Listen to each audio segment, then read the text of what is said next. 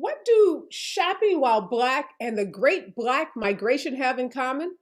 My two guests today, both highly acclaimed authors and critical thought leaders, have written insightful books on race. Their solutions to overcoming racial injustices are bold, provocative, and powerful.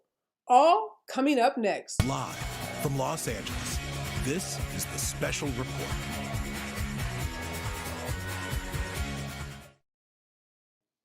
Award-winning actor, civil rights leader, and 21st century thought leader Harry Belafonte posed a simple question at a rally a decade ago. The question, where are my thought leaders? Well, this question resonated with and inspired today's guest to write his highly acclaimed book, The Devil You Know, A Black Power Manifesto. Joining me is New York Times bestselling author and New York Times columnist Charles Blow. Charles also has a new show on the Black News Channel, Prime with Charles Blow. Good morning and welcome to the show, Charles. Good morning. Thank you. Absolutely. All right. I opened with that speech by Harry Belafonte, and I know that speech really gave you pause and, was a catalyst in some ways for you to write this new book. Tell us what it was like to be at this rally with, someone of the stature of Harry Belafonte. Well, I had met Belafonte once before.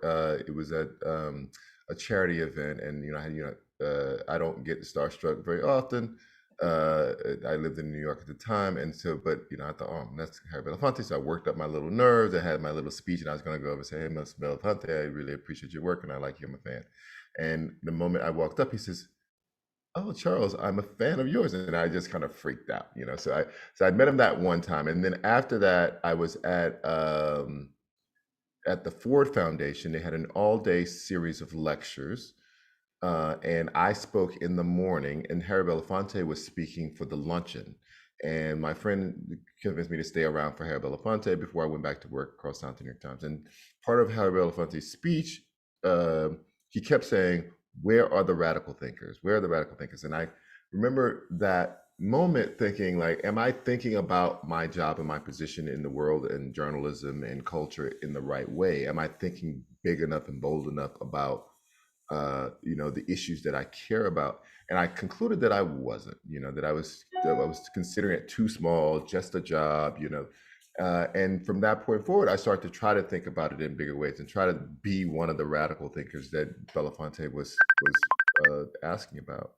And years later, this idea came to me, and I realized that it was in the vein of like bold radical thought. So this idea is this book, The Devil You Know, and it is bold because in the book, the premise is that Black folks should reconsider the migration to the North and move back to the South. And, the book, I guess, and correct me if I'm wrong, you say the Great Migration of the 20th century was in many ways a failure. And you point to in the book perpetual oppression, police brutality, housing discrimination, a resurgence of white nationalism, and most importantly, political powerlessness that is prevalent amongst African Americans. Particularly those of us that have migrated to the North. So why that thought? Why the thought that Blacks from the North should move back to the South? So the Great Migration, like many things, has pros and cons, right? So that particularly in the beginning, when people left the South, they were leaving a highly repressive regime. They were leaving an economy where they were exploited to an incredible degree. And they were entering a space where employment rules were more fair, and there were more kind of civil liberties, and there was less terror. The thing is, the problem is, though, that it was not a utopia. Even from the very beginning, there was massive backlash from the white people there to all these Black people arriving, and that included Red Summer, which is this riots that popped up all across the country in 1919. That's just 3 years after the Great Migration starts. Those riots are in many ways a direct response to all these Black people moving into places that had been white before. And so from the beginning, that wasn't true. But as it wore on, the northern and western cities and states started to adopt many of the same tactics that the South had used before.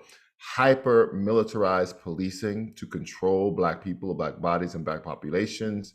Hyper segregation in terms of schooling and residential areas. And so I say in the book that we reach a point of diminishing returns, that these people left as refugees from terror, but they are basically, many of them, still trapped in what you could call permanent refugee camps.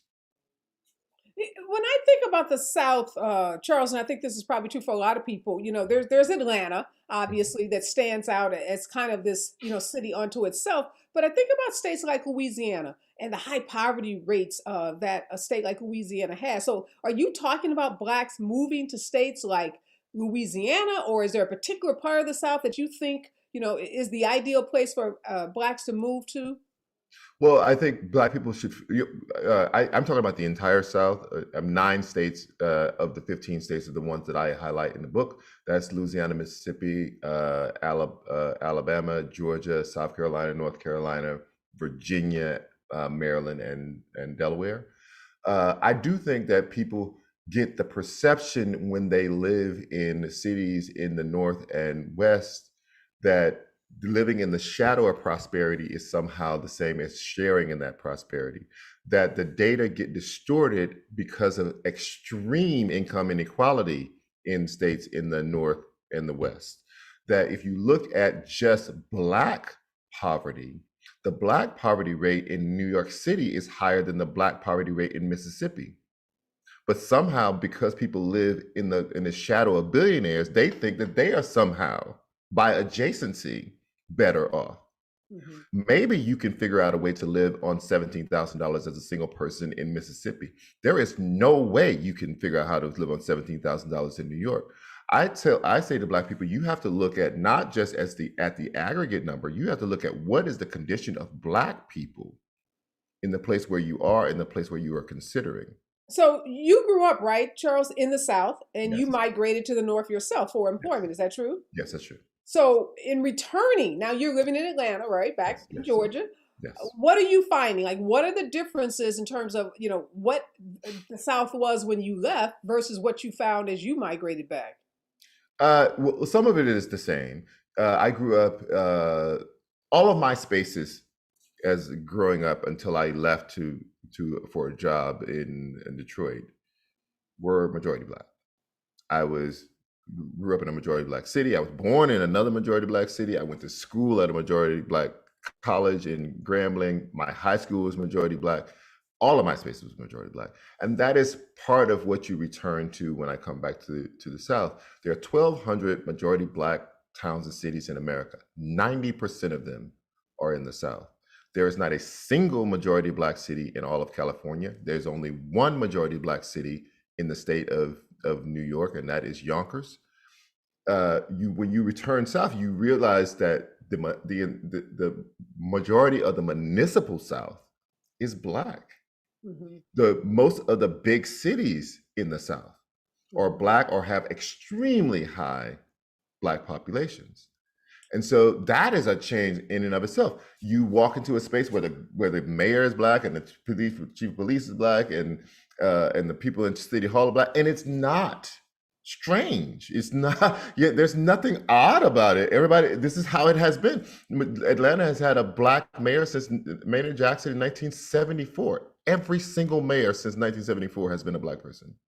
Okay, and I get that. So, but when you leave Atlanta and you go, in different parts of Georgia, what is that experience like? Because, again, we know that Georgia is a red state. We Right. know that the governors, many of those states that you're talking about, those southern states are red states in the sense that they have Republican governors, they have Republican legislatures. So even though they may have a Democratic mayor of a big urban city, you still have the other parts of that state. So this is why we have the conflict we see now in a state like Georgia, where the mayor Keisha Lance Bottoms tries to enact a mask mandate, and Governor Kemp says not on my watch. So to help us understand what happens in these states where you do have Black people in power at the urban local level, but you have these Republican very conservative governors and legislatures. Two things. Number one, the very point of the book is to get a majority in a state so that you won't have a Republican governor. I mean, but let me just say it, that you won't have a governor who is opposed to your beliefs. This is not about Democratic power or Republican power. This is about freedom for Black people and liberation. But the whole point of the book is just that you are already, in every state that I outlined, you are already 25% or more of the population to start. Mm-hmm. It doesn't take that many people for you to completely control what happens in that state. Mm-hmm. That's the point number one. Point number two is the archipelago argument that these Black municipal places where majority Black exist as little islands in this seas of darkness. That is no different from New York. If I drive 1 hour from New York City, I get into Long Island where they had racial covenants and they're still written onto some of those deeds. I go upstate and every yard has a Trump sign on it. Most places, if you're in Chicago and you drive 1 hour out of Chicago, you get the same phenomenon. If I lived in Detroit for a while, if I drive 1 hour outside of Detroit, the same phenomenon exists. In fact, when you look at sundown towns, the majority of those sundown towns were not in the South; they were in the North. Illinois had one of the highest number of sundown towns in America. I think there's a misnomer that racism is sectoral, that it exists primarily in the South. No, it exists in America. No. And I totally agree with you on that. But would your argument work the same way, Charles, if you said if we had a migration of Black folks to states like California, like states where you have progressive legislatures and governors already in place and build more power in those states? Because in California, we have a Democratic legislature. And I know you said this isn't about Republican or Democrats, but it is about progressive policies. When you talk about, policies that favor Black folks, you're talking about, progressive political policies. So, well, not exactly. Okay. Not exactly. And I want to make sure that I don't position it that way. When I say Black power, I am saying freedom of Black people to have self-determination. In many ways, Black people are incredibly conservative, but they just hate racism. And the Republican Party, as it exists today, has courted racism. But 60 years ago, the Democratic Party was the party that was courting racism. So, yeah. I mean, I'm just saying, I don't want to put it in that light. Number one. Number two, you're never going to be the majority of California because now you're down to 6% of the population of California.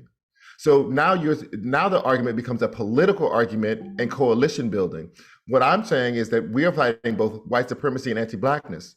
And when I look at the way that that anti-Blackness works separate from white supremacy, people who are of other minority groups can be opposed to white supremacy because they want to succeed, but they are not necessarily anti-Black.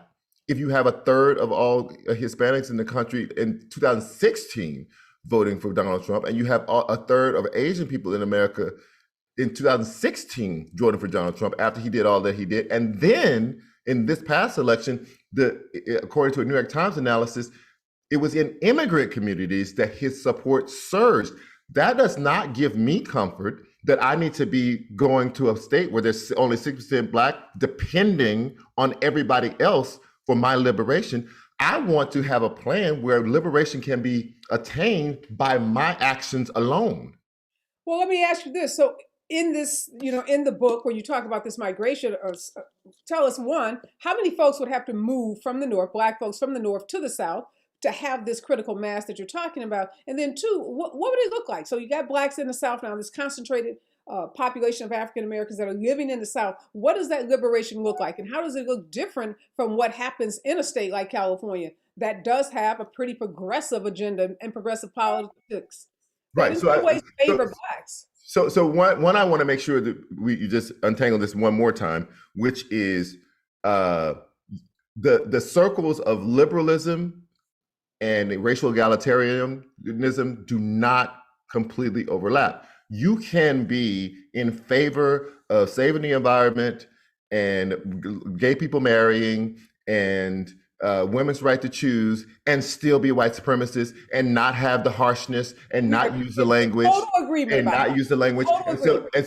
So it does not give me, it doesn't make me feel good if I live in New York State and New York City enacts a policy of stop and frisk, and Quinnipiac asked the citizens of New York City, do you agree with this? Because you know this is disproportionately hurting these Black and brown boys, and the majority of white people in New York City said yes. That does not give me the solace. And when I see the police departments in cities across California acting out and one being under a consent decree, that does not give me solace. When it is California that gives the whole country the SWAT teams primarily as a response to the Black Panthers, that does not give me solace that I should be moving to that place and hoping that their progressivism will grant me liberty. I don't want that. Okay. I don't want that. Okay, very clear about that, and we're in agreement on that. We're in agreement that the label of progressive doesn't mean that you're anti-Black, that you're anti-white supremacist, or that you are a ally as it relates to Black liberation. I totally agree with you on that. I'm simply asking you, in these states where you have Black folks who have already, established some degree of power, whether it's economic power or political power. Is there an opportunity for them to build more power if more Blacks move to those states? And you're saying the best chance for that happens in the South. So I want to go back to my question. What is that critical mass? So you asked what it looks like. It doesn't even require getting all the way to majority. Georgia provided proof of concept, I think, for this proposal in the last election cycle. Never in the history, well, we don't know about Reconstruction because I just don't have data on Reconstruction because the data around voting is tricky in Reconstruction. But at least since Reconstruction, Black people have never been the majority of a coalition to deliver the state for any presidential candidate. They have never been the majority of a coalition that elected a senator in the entire history of the Senate. But that happened in Georgia in 2020. And it happened in large part because there were two things happening simultaneously. Great organizing by people like Stacey Abrams and other groups, but also a massive reverse migration to the state of Georgia. The last time that the state of Georgia went for a Democrat was in 1992 for Bill Clinton. But Black people were not the majority of that coalition because they were only 25% of the population. The Black population of Georgia doubles from 1990 to 2020, from 1.7 million people to over 3.4 million people. That raised their percentage of the winning coalition of the population from 25% to 33%. And that was enough. It didn't even require 50% for you to start to feel the impact. Right. And they were able to do that. And that migration to Georgia has not stopped. I am still waiting for the 2020 detailed tables from the census to see how much more it has changed. And even if the state legislature, as they are doing now, tries to throw up hurdle after hurdle after hurdle, which is exactly what happened after Reconstruction, you're never going to have a revolution without resistance or risk. Yeah. There's going to be massive resistance. But the problem is you just can't overcome the math. Right. This massive wave of young people moving back to the South is happening, even without my book. Even without my book. In 2016, there were 82,000 millennials alone who moved back to the South, Black millennials. Yeah, no, I want to talk about something else in the book, Charles, that really was moving for me. And that was where you tell the story of learning about your son, a student at Yale University, had been stopped at gunpoint by university police, because you talk a lot in the book about police violence. And again, this whole notion of the North being a safe haven for Blacks and the level of violence that is perpetrated by police in the North. Why'd you share that story? Such a personal story. I'm glad you did. So just, was it difficult being so vulnerable? Maybe that's a better question. No, it's not a vulnerable thing because I read about it at the time that it happened. But I wanted to recall it in this context because it was important to state again and more clearly in book form and not just in 800 words of a column.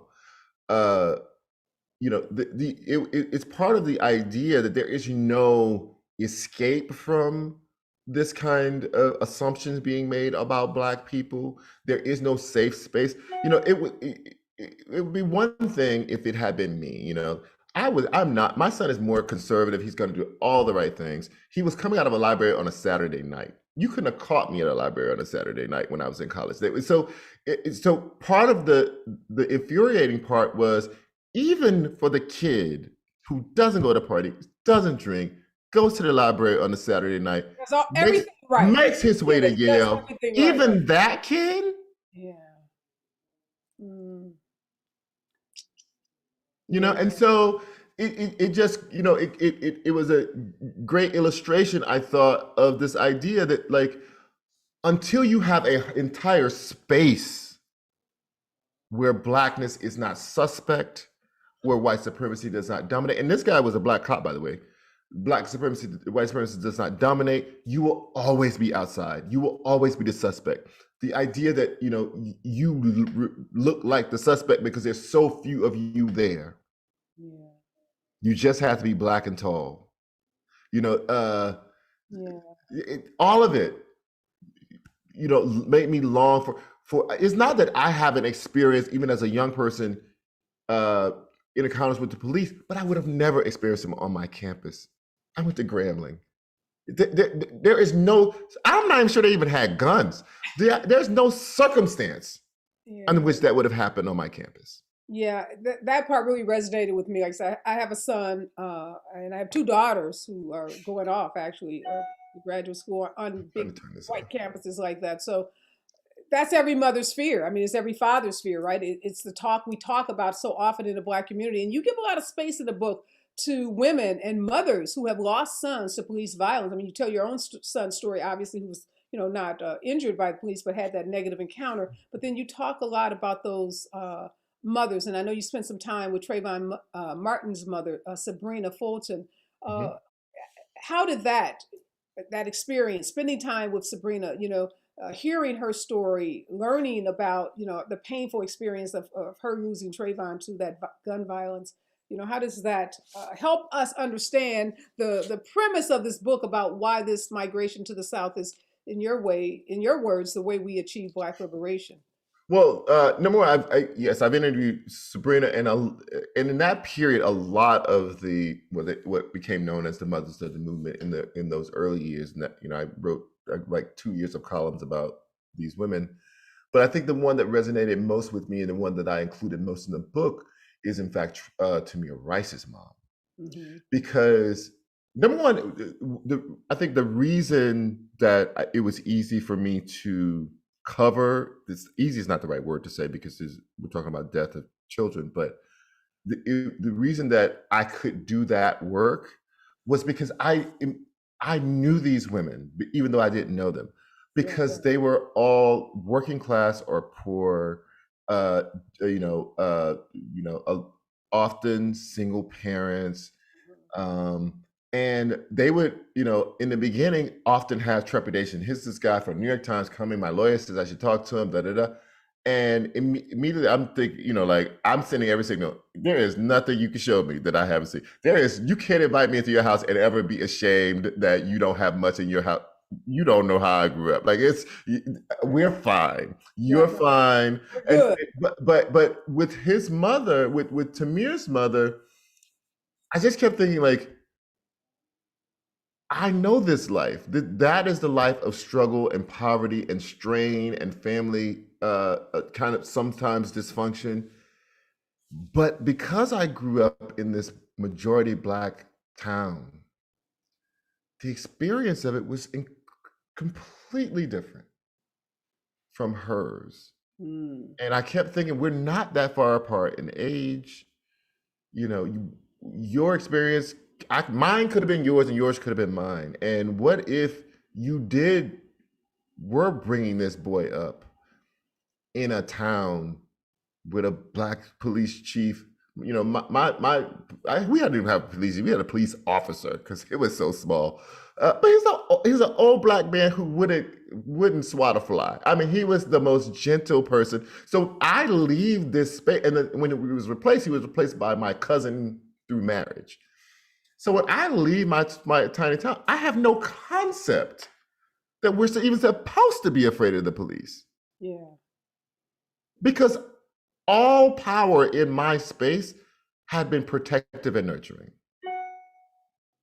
Yeah, no, I love that part of the book, and I think anyone who, my viewers who pick up this book they're going to connect immediately with that part of the book. I also want to talk about, you're kind of critical in the book, Charles, of the protest movement surrounding racial justice. Tell us why. Well, I don't know if maybe it's critical, but I think I'm raising questions about how committed racial consciousness. Right. Cabin fever racial consciousness, and I say that because you saw tremendous outpouring of people. Like something could be equated to like 15 million people said that they protested in favor of racial justice in the wake of George Floyd's killing. Vast majority of them white, even more Hispanics than black people. And even at the time, I'm like, what is going on? What is this? But that is happening at the very same time that every rite of passage that you have has been taken away. You cannot go to prom. You cannot go to parties without being shamed, or in some cases arrested, right? There are no more movies.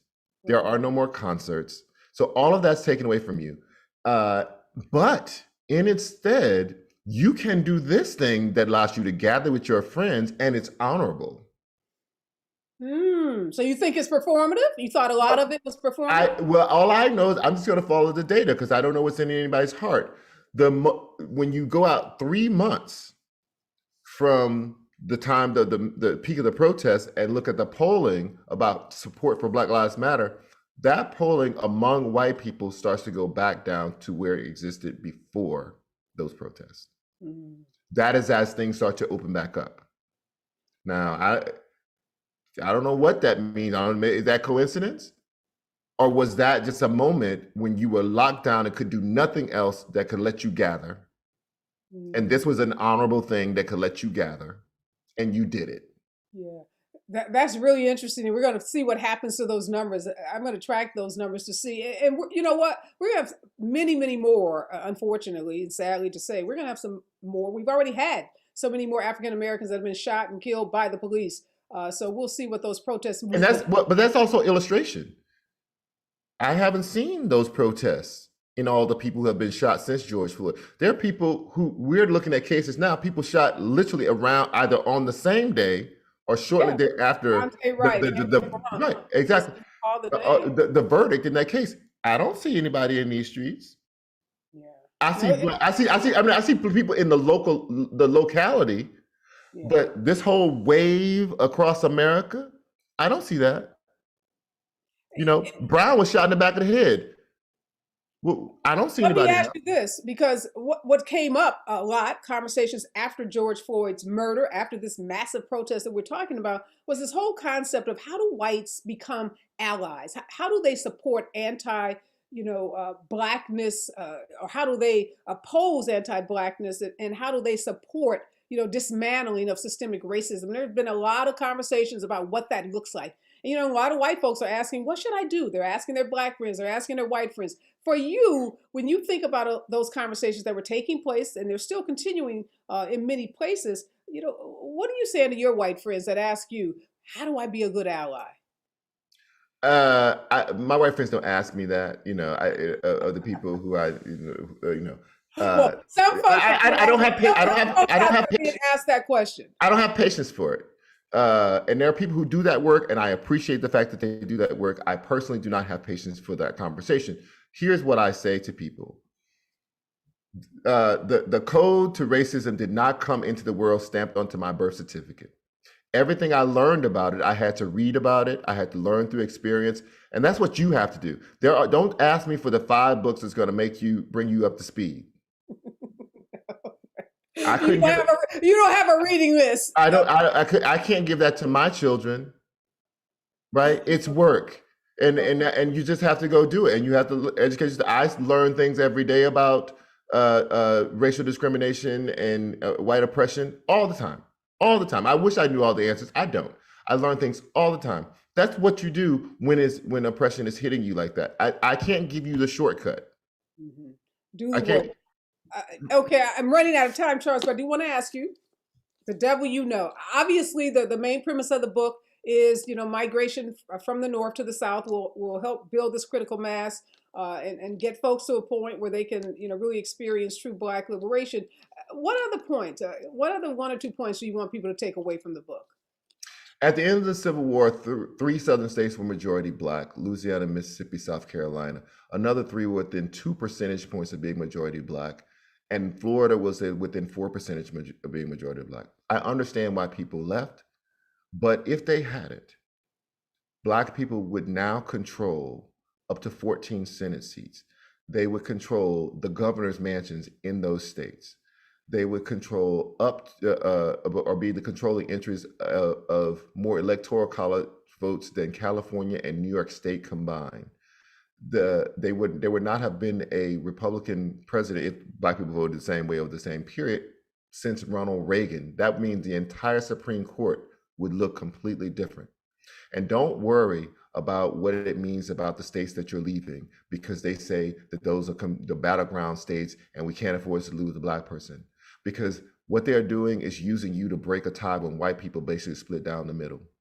If they really cared about your interests in 2016 when Hillary Clinton lost, they would have spent 2 years talking about how do we excite more of these Black people to come back in the same numbers that they did under Obama.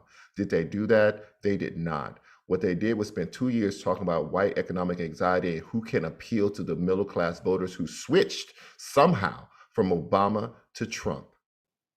The president, who is the president right now, started his campaign by saying that I am the person who can win back the white working class. You are not a priority. You are a pawn. Well, all right. We're going to leave it on that note. Thank you so much, Charles, for sitting down with me. Again, the book is The Devil You Know, New York Times bestselling author, columnist, journalist, thought leader, now talk show host on the Black News Channel, Charles Blow. Good to be with you this morning. Thank you so much. Thank you so much. Appreciate it. All right. My next guest is Dr. Cassi Pittman Claytor. She is a sociologist, professor at Case Western Reserve University, and author of Black Privilege, Modern Middle-Class Blacks with Credentials and Cash to Spend. We are talking about race and racism today with two of the hottest authors, and these are some phenomenal books, and I'm so excited to welcome to the show Dr. Claytor. Welcome to the show, Dr. Pittman Claytor. Thank you so much for joining me this morning. I am super excited to sit down and interview you. I bought your book, Black Privilege, and we're going to be doing a lot of talking about the book. But first, I want to ask you about some of your research. I was really fascinated when I was researching you to learn about how you have focused on consumer marketing and have really come out with some interesting studies about how racism, plays a role in many different aspects of our lives as Black people, even from, just doing routine shopping in a department store. So help us understand how you got interested in that kind of research and what some of your findings have been. So surely, I think it is oftentimes something that we don't think about as salient, but when you actually survey African Americans and you ask them about where they experience discrimination, consistently over the years, shopping in a store is where they experience discrimination most frequently, even more so than interactions with the police. And I think that is really powerful and important, in part because we all shop, but I can think about how often do I interact with the police? Very rarely. Right. And so it actually is a part of our everyday lives, and it actually is very salient.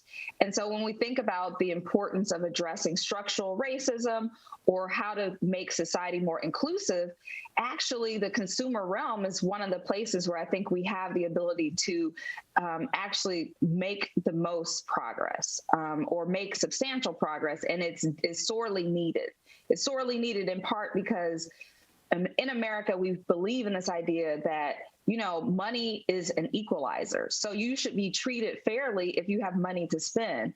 But oftentimes, African Americans and other people of color are not subject to that same treatment. They're subject to oppressive conditions, exploitative treatment, surveillance, and all those things serve to dehumanize us. Yeah, it's so interesting that you say that, because I'm thinking about all of these movies where there is a scene where Black people are in the store and they're being followed or surveilled by a white sales clerk who is, suspecting that they're stealing. I'm thinking of the scene in Coming to America with Eddie Murphy and Martin Lawrence. And then I'm thinking about, Why Did I Get Married? There's that scene with Janet Jackson is in the store with Tasha Smith, and, the salesperson is suspecting that they're stealing. I'm thinking about my own experiences of being in a store, whether it's someone following you or ignoring you, because that's another thing that happens when you're Black in a store, particularly a high-end department store or boutique. You're standing there looking to buy something, wanting to buy something, and the salespeople ignore you as if you're not there to purchase something or you don't belong there. So I think you're right. There's probably not a person of color that can't think of an experience that they've had in a store where they've been either ignored or, some even confronted by security guards. And I think I read the story about the R&B actor or singer, I guess, SZA, who was shopping in a Sephora store right outside of Los Angeles in one of the big malls outside of LA. And she believed that she was being followed because someone in the store, a white woman, suspected that she was stealing something. You got involved in that case with Sephora somehow. Tell us about your involvement with Sephora after that SZA experience. So I would say I actually wrote an op-ed in The Guardian, and I used Sephora as an example of how, really no retailer is immune. It's like a disease, right? It's contagious and no one is immune. And so Sephora is a really interesting example because they use a lot of data-driven strategies in implementing policies across the board in their organization. And so in the op-ed, I said, they really need to systematically examine this and adopt policies based on data, right? Which stores, is this a problematic practice that is happening often? Which stores are getting it right? How salient is it? And what are the ways in which we can actually adopt policies that will address it? And to my surprise, Sephora reached out to me and said, we would like to commission a study, and, would you be available to help lead us and lead this effort to systematically study retail racism, not just in our stores, but as a national problem? And from that work, we developed a partnership, and it's led to some really interesting findings. So one of the findings that I think that's most interesting from that Sephora study is that retail sales workers also experience discrimination on the hands of consumers. Right. And so, I think that there's also this instance where white customers also come in and treat people of color who are sales clerks in ways that are disrespectful or demeaning. And so I really think it's symptomatic of our society, right? And it's just that's another thing where I believe the retail setting is important, because it's one of the few places where people of different races interact regularly and routinely. And so it becomes a site that's sort of ripe for these types of interactions. And it's not just from sales clerk to customer, but it can also be from customer to sales clerk, And so I think the study really was groundbreaking, and it shows that I think not all retailers are equally committed to addressing the problem, but Sephora at least acknowledged that it's a problem and has taken a number of necessary steps to reduce it. What are some of the other findings? Really interesting that you said there was, your findings show that, white people come into stores and then treat the Black and I guess people of color who work in those stores badly as well. What were some of the other findings, though, about how Blacks were treated? Did you find that if you went into a store with a backpack or a large purse or say, a big jacket, did that cause, suspicion to go up in terms of you might be a shoplifter? So were there, different things that triggered a reaction from the sales clerk, or was it just by virtue of you being Black? So one of the things that we asked about was, what are some of the things as sales clerks do you notice about customers? Is it their age?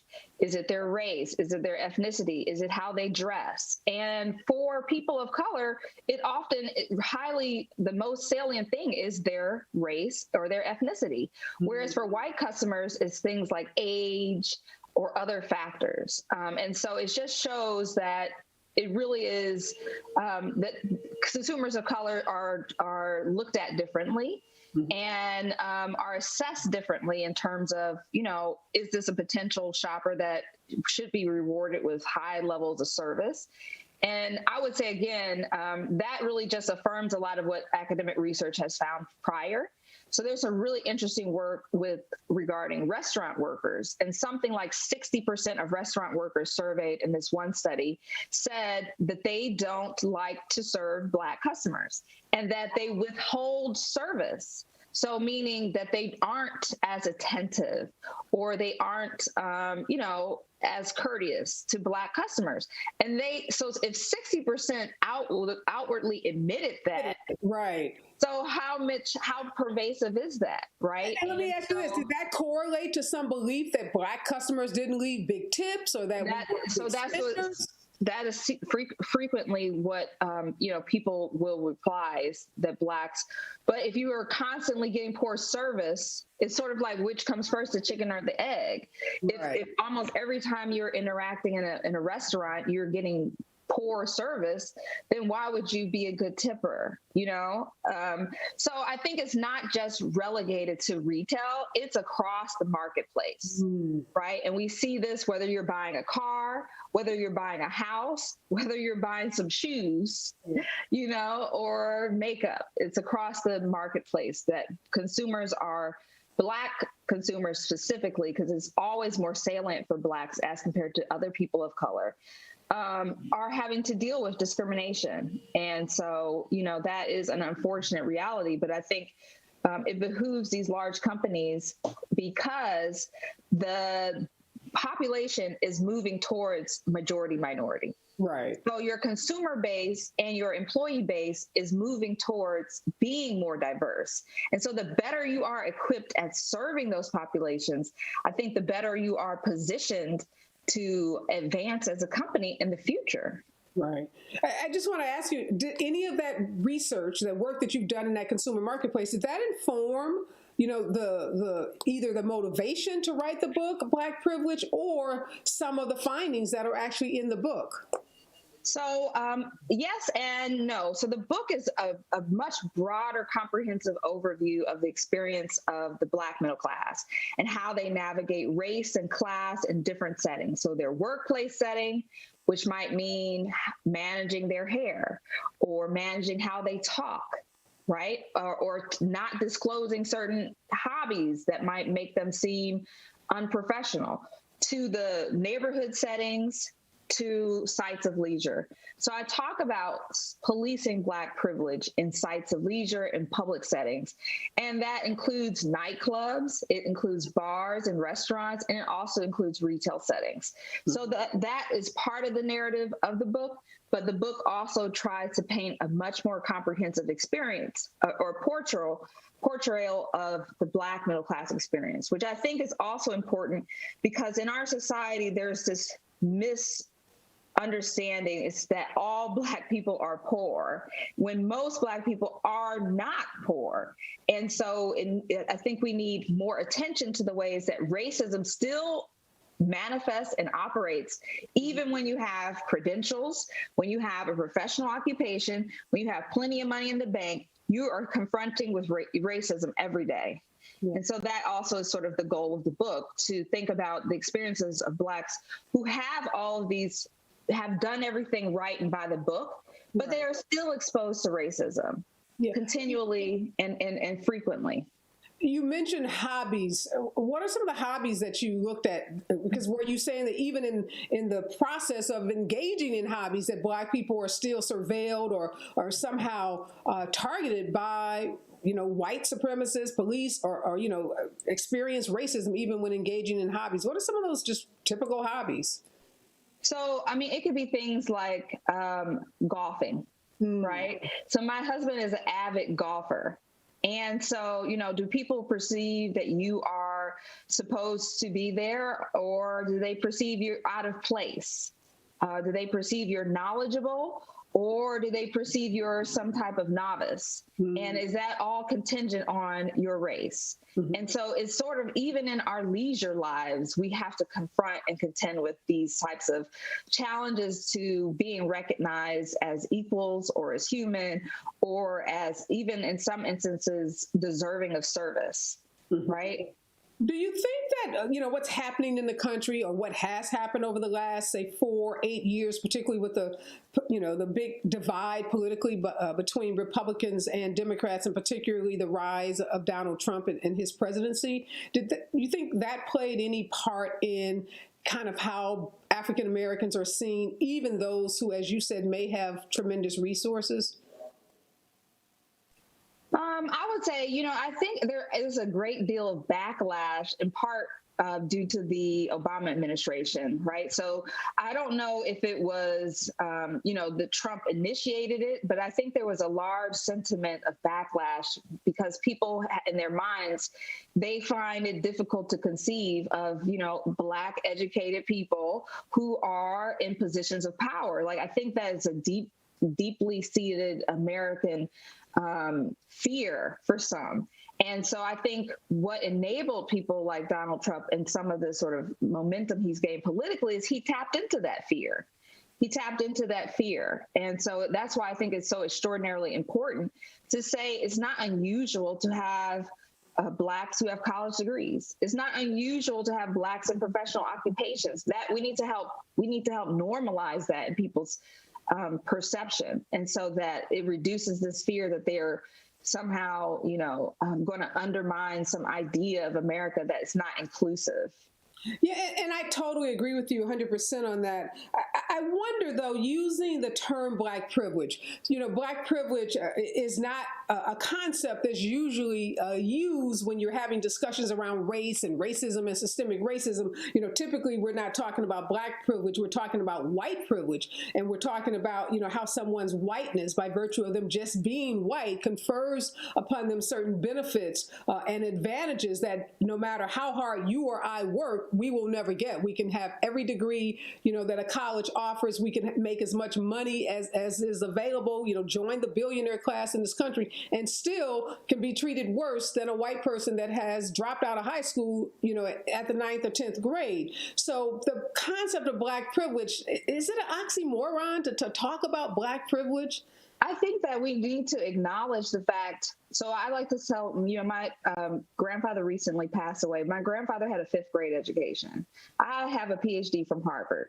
That, to be able to make those types of progress in such a short period of time, should be acknowledged. It should be acknowledged as an achievement, not just of me or my grandfather, but of Black people, of our resilience. And so I think in acknowledging those types of victories, is acknowledging that Black people have advanced and that we do enjoy privileges, right? And so it is definitely a truncated privilege, and it is not in comparison to white privilege, which is often unearned and entitled, right? Black privilege is hard earned, right? It's something that is a collective effort of achievement. But I think it is important to acknowledge the fact that Black people have, leisure pursuits, and they have pastimes, and they have engaged in activities for pleasure and joy, and they like luxurious things because luxurious things might bring them pleasure. It's about the fullness of the Black experience, which is encompassing of Black oppression, but is so much more.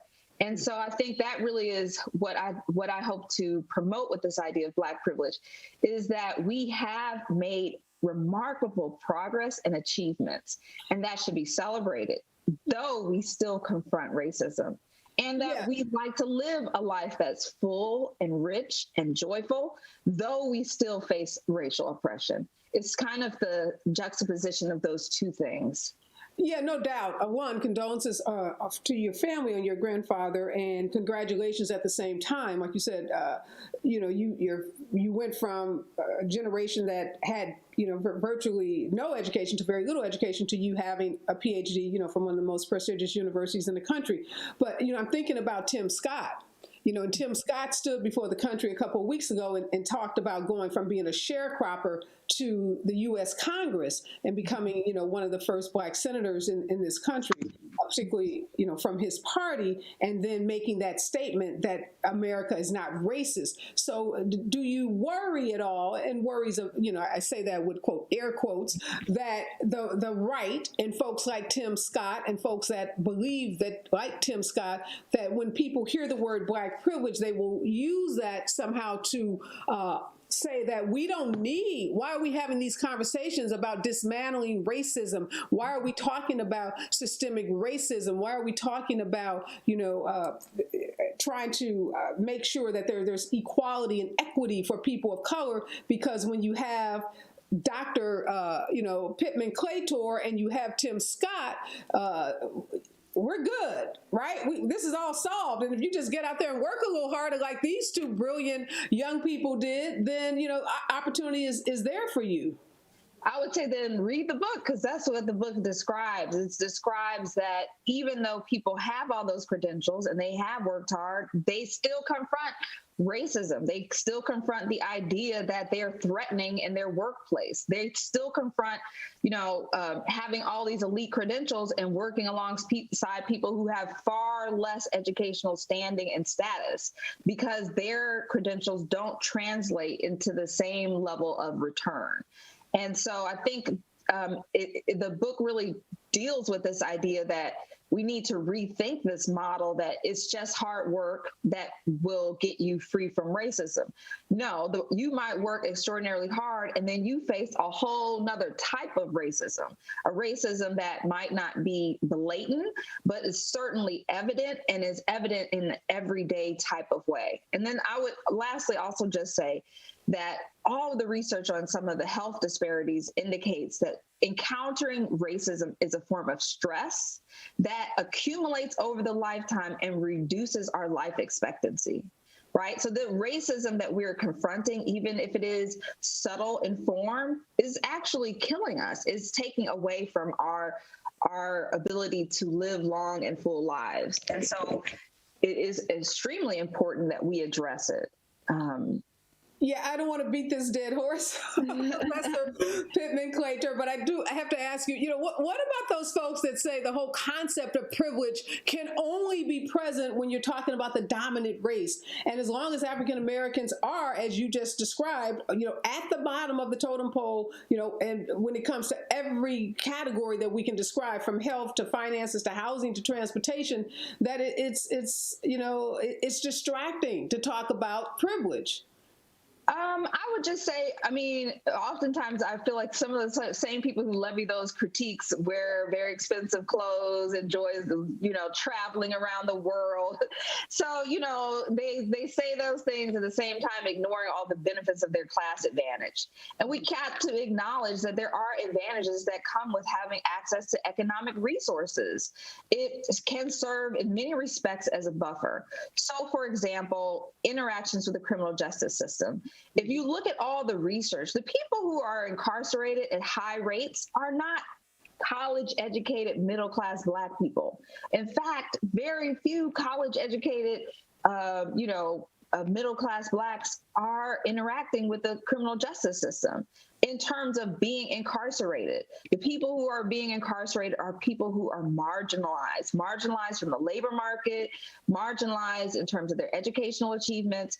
And so we have to acknowledge that the system is operating differently and that there are benefits that come with having class advantages. So it's not a matter of... I'm not sure if I'm following your argument about that, because yes, you're right. And I agree that when we look at the criminal justice system in particular, we can just look at the recent spate of high profile shootings. And if we want to go and track what the educational level or economic levels of the individuals, the poor victims that lost their lives to police violence, we would see a huge disparity. But I'm not sure how I'm specifically talking about if we look at who is in our prisons and jails. who is in our prisons and jails? Very few people who are college educated across all races are in jail. It is a system that ensnares people who are poor and poorly educated and marginalized. And so we have to acknowledge that having a college degree, having economic resources serves as a buffer. It serves as a buffer from certain types of disadvantaged treatment and systems that exist to sort of serve to subjugate people. And I think that if we don't acknowledge the class and the benefits that class affords certain people, then I don't think we're really grappling with the system and all of this complexity. And you talk about in the book the intersectionality, I guess I'll call it, between those that have attained this higher level of education and financial security and people who have not. Talk a little about what you found amongst the study. I guess you found like 50 African Americans in New York City who are the subjects of the book. And you had some interesting stories about how some of them connect with folks who have not reached their same level of success. Tell us a little about what you found in that regard. Yeah, so I think it's important also to highlight there's a lot of, within the Black community, there's a sense of obligation to help out and uplift others. And often what the narrative is kind of crabs in the barrel.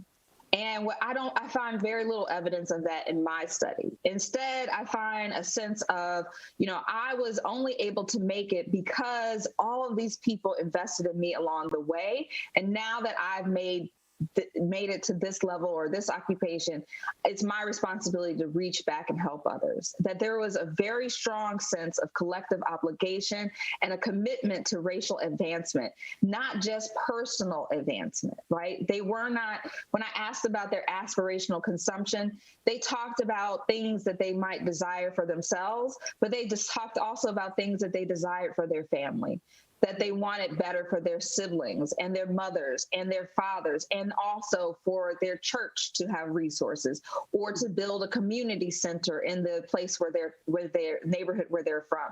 That there was this strong sense that personal achievement came with a responsibility to help those who didn't have the same opportunities. And so I think that's extraordinarily important. And if all Americans had that same collective ethos, we would be a better country. Yeah, I just want to ask if you are familiar, Michael Eric Dyson, I'm sure a scholar that of course you're familiar with. He wrote a book asking, has the Black middle class lost its mind? And Eugene Robinson also writes about the splintering of Black America and talks about Black Americans being in 4 categories, and that there's very little concern, I'll say, from what he calls essentially the aristocratic African Americans and those who've been abandoned and forgotten. Do you think they're looking at a different population, or they looked at people at a different point in time? I don't know if they're all empirically based. So my study is actually empirically based. I talk to people and this is what they reported, and I report findings based on empirical analysis. And I think there are sometimes scholars can pontificate, and it's not necessarily based on, let me see the survey. Let me see your survey of 1,000 middle-class Black people and their attitudes towards Black people who are less economically advantaged. Because all the research shows that middle-class Blacks actually give more to help their families economically, and that this might actually disadvantage them in accumulating wealth because they have these financial obligations and they're more likely to give more. Right. And so I just don't find empirically those arguments compelling. There certainly is heterogeneity within the Black population, and that has always existed. If you look back to Du Bois, E. Franklin Fraser, if you look back to some of the earliest studies of the Black population, you will always see them talking about class differences and tensions. Now, this is not to say that there's no tensions, but I think it ignores the fact that even within our own families, you will find people of various positions in the class hierarchy, right? And so sometimes when I get this question, it's like, so I'm not to like my cousin because they aren't educated, and if my cousin needs help, I don't help them? No. Am I not to like my grandparents because they aren't educated? No. That is, I think that is a way of emphasizing sometimes the tension and the negative versus really analyzing what is going on. And for my own analysis, I don't find much evidence of that sort of disparaging view of the Black poor or working class. Instead, I find this sense of, we need to help one another out because I wasn't always advantaged and someone helped me out. What do you hope, Dr. Pittman Claytor, the takeaway? Like, I read the book. What do you hope people who pick this book up, and I hope my viewers will pick it up, and I encourage you to do so. What do you want the main takeaway to be The main takeaway to be from those that do read the book? I think it's just a really important work in terms of highlighting the varied experience of the Black middle class, and that it's about Black joy. It's also about encountering racism and systemic racism, but it's also about agency and abilities to overcome it and being strategic, right?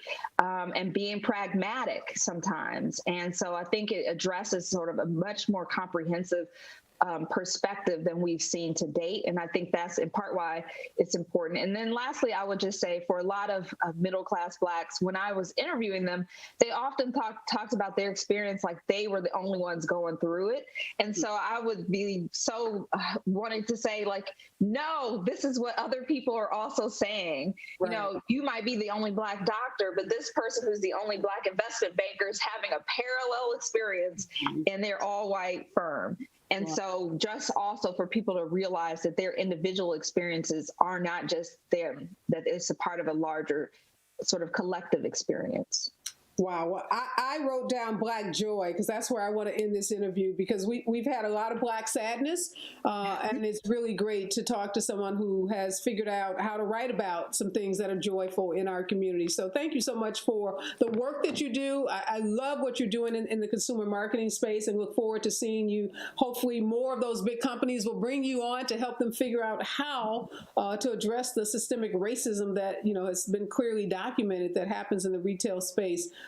Congratulations on the new baby, and I hope to have you back, and you can continue anytime to enlighten us about issues of Black middle class and shopping while Black, I'll call it. So again, thank you for joining me this morning. Thank you so much for having me.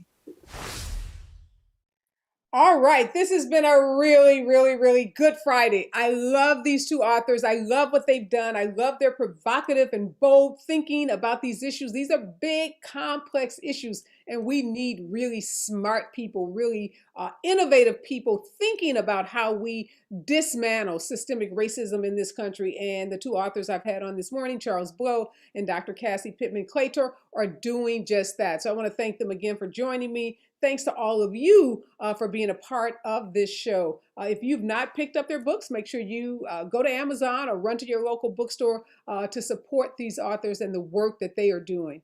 Anyone trying to understand the issues of race and systemic racism will find these two books invaluable. Okay, some words to live by before I get out.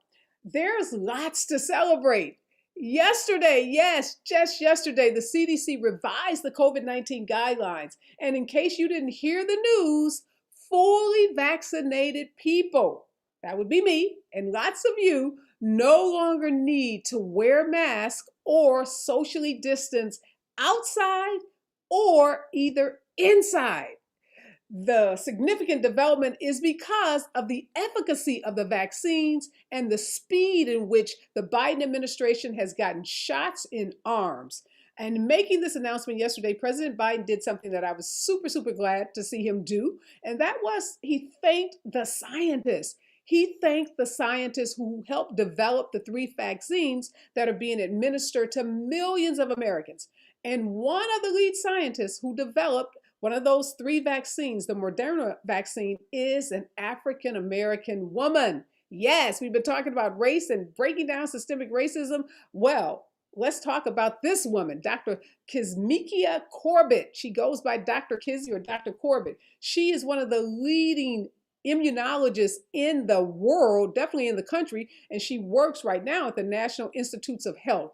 And at the onset of the coronavirus, Dr. Corbett led a team at the NIH that started working immediately on the vaccine. And again, they were building on work that had been going on for decades. So it wasn't like they just started once the coronavirus hit. They actually started building on decades of work that had been done in this area. She's been on the front lines also addressing issues of hesitancy in the Black community. Dr. Corbett is from a small town in North Carolina. She holds degrees from University of Maryland and the University of North Carolina. Shortly, Dr. Corbett is going to leave the NIH and she's going to go to my alma mater. She's going to go to Harvard. She's going to go to its medical school, its public health school, where she will continue her vaccine development research. So I say Dr. Corbett is Exhibit A for why we must dismantle systemic racism in this country. Because, see, we need more little girls, more little Black and brown girls to grow up to become renowned scientists, to attend top universities, and to work at institutions like Harvard. We need more little girls to grow up and do the kind of work that Dr. Corbett is doing, work that is literally saving millions and millions of lives across the globe. So if that's not worth celebrating, I don't know what is. Let's all take the weekend, celebrate the CDC news, celebrate Dr. Corbett, and celebrate the return to normalcy in this country. Again, I just want to say thanks again to my guests and thanks to all of you for being here. I'm out, y'all. Be safe out there. And remember, we are all in this together.